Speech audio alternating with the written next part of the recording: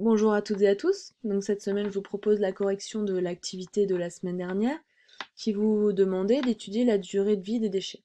Cette activité-là, c'est la dernière activité du chapitre sur le sol et sa composition.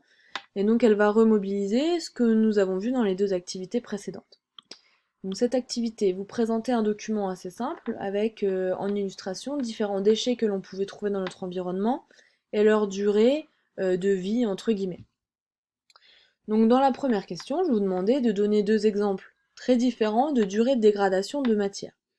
Donc très simplement, on va prendre des opposés. Donc on peut prendre par exemple les pelures de fruits qui se dégradent en 3 mois jusqu'à 2 ans maximum pour certaines pelures.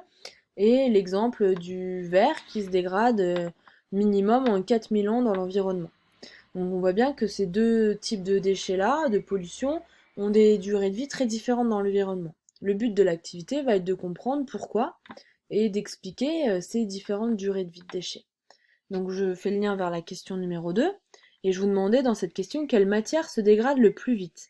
Alors attention, je vous demande pas quel déchet se dégrade le plus vite, mais quelle matière. Donc il va falloir faire une petite réflexion et utiliser l'ensemble du document. Donc on va déjà aller chercher quel déchet se dégrade le plus vite. Donc c'est les pelures de fruits ou le papier. Donc prenons l'exemple du papier. Quelle matière compose le papier? On vous le dit ici. Le papier est un matériau d'origine végétale. L'origine végétale, c'est de la matière donc organique. Donc les déchets qui sont composés de matière organique se dégradent le plus vite pour répondre à la question. Dans la question 3, pourquoi toutes les matières n'ont pas la même durée de dégradation? Et là, je vous demandais de faire le lien avec les activités précédentes. Rappelez-vous, c'était les feuilles de papier qu'on avait mis dans de la terre normale et de la terre stérilisée. On a vu que le papier dans la terre stérilisée ne se dégradait pas. Et la seule différence entre la terre normale et la terre stérilisée, c'était que dans la terre normale, on avait des animaux, des micro-organismes, des décomposeurs qui mangeaient la matière organique. Donc finalement, ça va nous permettre d'expliquer que les décomposeurs, les animaux du sol mangent la matière organique, mais ne mangent pas le reste. Ne mangent pas des produits dérivés du pétrole et ne mangent pas de matière minérale, comme le métal, comme le verre, etc. Donc, les déchets n'ont pas la même durée de vie, car ils ne sont pas tous mangés par les décomposeurs.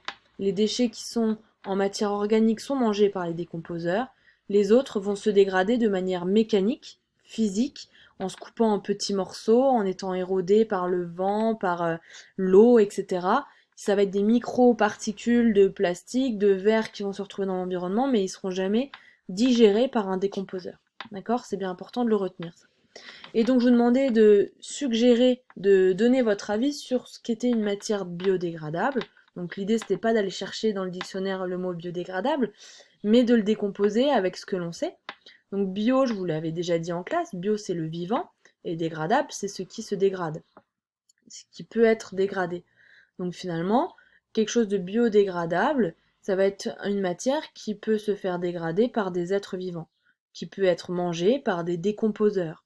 Donc une matière biodégradable, ça va être une matière qui est organique, végétale souvent, mais organique de manière principale, et qui va être digérée par des décomposeurs dans l'environnement. Ce phénomène-là, c'est ce que je vous redisais dans le bilan, on l'utilise tout le temps quand on fait notre compost.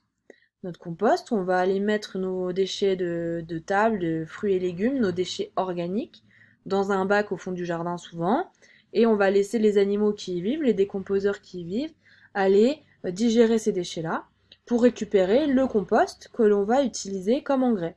Pourquoi on utilise le compost comme engrais? C'est ce que je vous disais un petit peu au-dessus. C'est que les décomposeurs, ils vont manger la matière organique et ils vont la transformer en matière minérale. Rappelez-vous quelques chapitres précédents, la matière minérale, elle est utilisée par les végétaux, elle est absorbée par les racines et elle est indispensable à la croissance des végétaux.